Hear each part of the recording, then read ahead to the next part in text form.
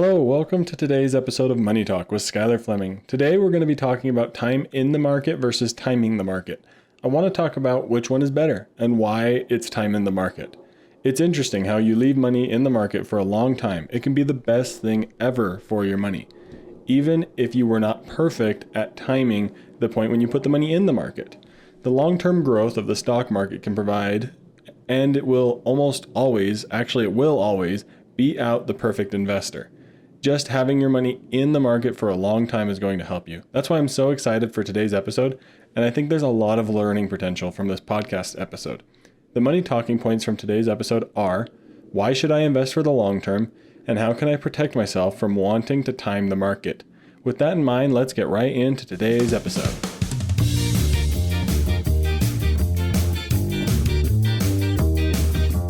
You know, we don't talk about money enough. It's a topic that gets ignored for some reason, even though it plays a role in everyone's day-to-day life. Well, this issue is what brought Money Talk with Skylar Fleming to reality.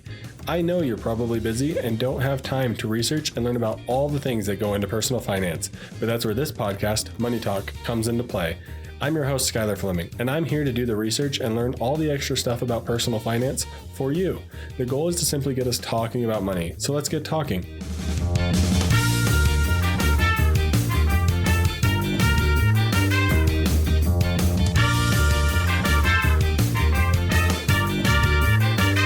Let's jump right into it today, just like something you probably shouldn't do when thinking about what to do with your money in the stock market. You shouldn't jump right into it. You should have a plan.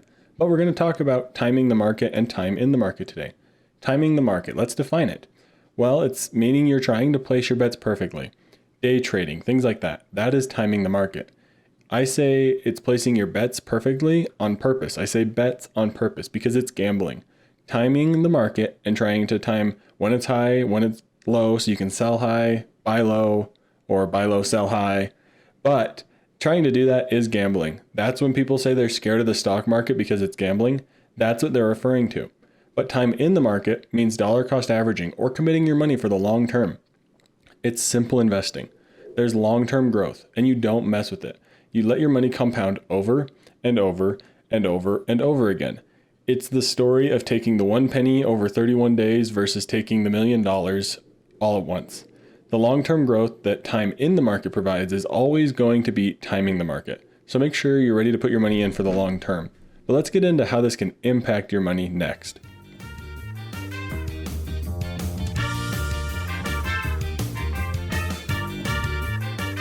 Timing the market, well, it can leave you broke. It can leave you sad, poor. It makes the big banks and big investment companies richer and richer. And it's not a good way to invest.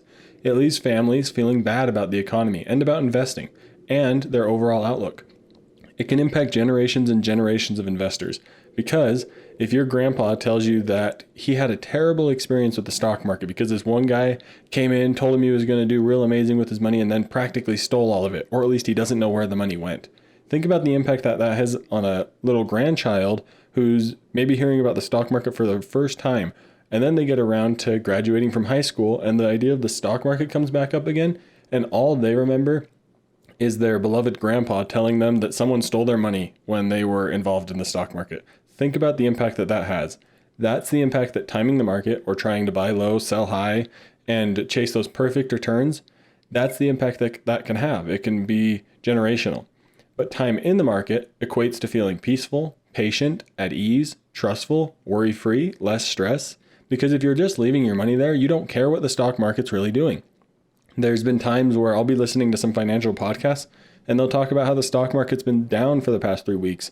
I haven't even thought about it, haven't even considered it because the money is just going into investments steadily, simply, easy, so it's peaceful. Dollar cost averaging is the peaceful way to invest. It's the way to stay stress-free about it. It's the way when you're telling your grandkids about investing that you say, oh yeah, I had a great time investing. I never worried about anything. I kept it simple. I honestly never even knew when the stock market went down, but I knew that it could go up and down, but I knew over the long term, it was going to be fine. So time in the market equates to feeling peaceful, patient, at ease, trustful, worry-free, and less stress. Timing the market can leave you feeling broke, sad, poor, taken advantage of. There's a whole lot of feelings that can come with trying to time the market. But how do you actually implement making sure you're putting money in the market for the long term and not just trying to time the market. Let's talk about that next.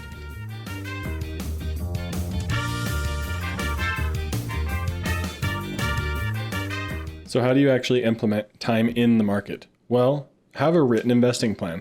Like what I was saying in the very beginning, you don't just jump into investing. You have a written plan. You keep it simple with index funds. Do some research about index funds. They're super simple. Keep it simple with like a total market index fund or an S&P 500 index fund, but don't try to make it complex. Don't start picking stocks and things like that. Just invest in index funds. I have many podcast episodes about index funds. Please go and listen to them. Market funds, like a total market fund or an S&P 500, is the perfect place to start. I've said this over and over and over again. If you didn't expect me to say this episode, then you are probably new, because you should expect me to say, keep it simple with index funds and automation. That's how you make your money last, and you make things regular. You keep it regular with how much money you're putting in the market and leaving it for the long term. Automation, like direct deposit, automatic 401k distribution, not distributions, automatic 401k contributions. You don't want to be automatically taking money out of your 401k unless you're retired. But automatic 401k contributions through your company's payroll, through your paychecks, is how you leave money in the market for the long term. Or through automatic deposits from your bank account to a Roth IRA and things like that. Keep money going into investments automatically so that you're getting the advantage of leaving it in for the long term, but also taking advantage of just putting money in and then leaving it alone. But I want to talk about some questions. There's some thoughts that I had around this, and I want to talk about the money talking points next.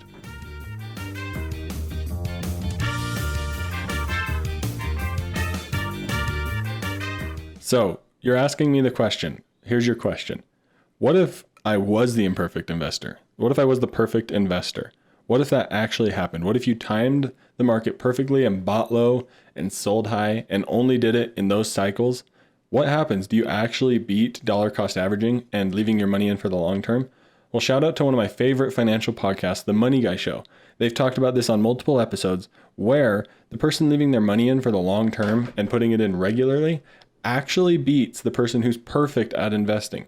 If you're putting your money in, like the same amount of money over a certain period of time, they're going to beat in the long term. I don't know the specifics on the study, so make sure you go listen to the Money Guy Show and find their episode about the perfect investor versus the long-term dollar cost averaging investor, and listen to it, because the person who spends more time in the market actually beats out the person who's trying to time those cycles where they buy low and sell high. It's a really interesting point to consider.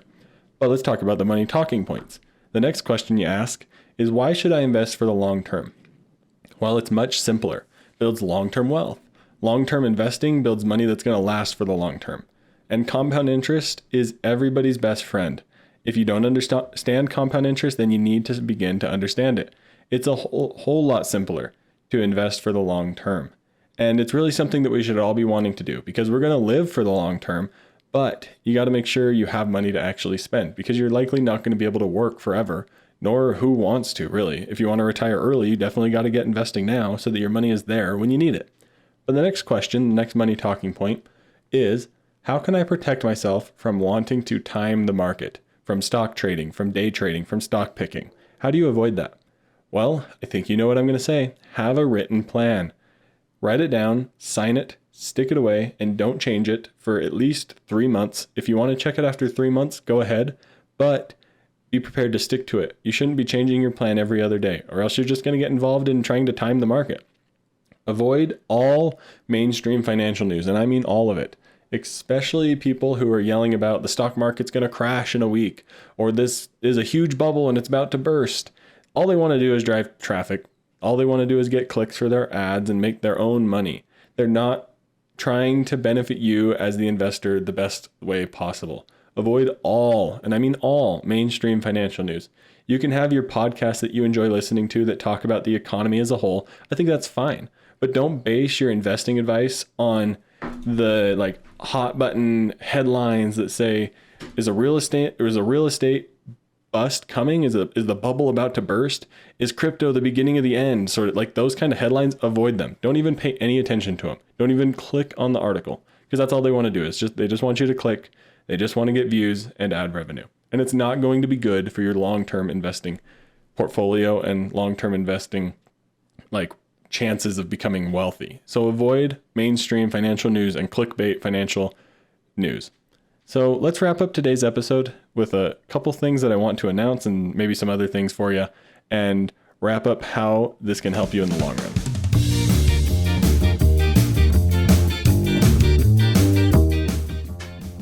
All right, make sure you're investing for the long term. You have to be investing for a very long time. That way your money can actually begin to make money for you with compound interest. Start early and quickly and often. Keep those automatic contributions going into your workplace 401k, but keep it increasing automatically. A lot of employers will allow for an automatic increasing contribution where it's quarterly, semi-annually, or yearly going to increase by 1%. If you do that, I promise you're not going to notice that extra money that's disappearing, especially because you might be getting raises at work. So keep that automatic contribution automatically increasing. And a book suggestion for this is The Automatic Millionaire. But I have some awesome news to share. We're past 1,000 listens. That's so awesome. That's super exciting and gets me fired up to keep making more podcast episodes. Remember, if you want to get your financial plan started, I'm also a financial coach. I would be happy to sit down and talk to you about your financial questions. Please shoot me an email if you have any questions. And of course, it's in my show notes. And one thing I'm excited to start doing again is writing blog posts about these episodes. I'm excited to get that going again. You can find those links on Facebook. You can subscribe to my blog on my website, skylarfleming.com/blog. You can subscribe for email updates when I post a new article and a new blog post. But I appreciate every one of you listening. If you're finding any helpful advice from this podcast, please consider sharing with a friend. But thank you for listening to Money Talk with Skylar Fleming. I'm your host, Skylar Fleming. Have a great week. Thank you for listening to Money Talk. The Money Talk show is provided for informational and entertainment purposes and should not be used for personal or specific financial advice. Every situation is unique and different. Please make sure to do your own research for your personal financial situation.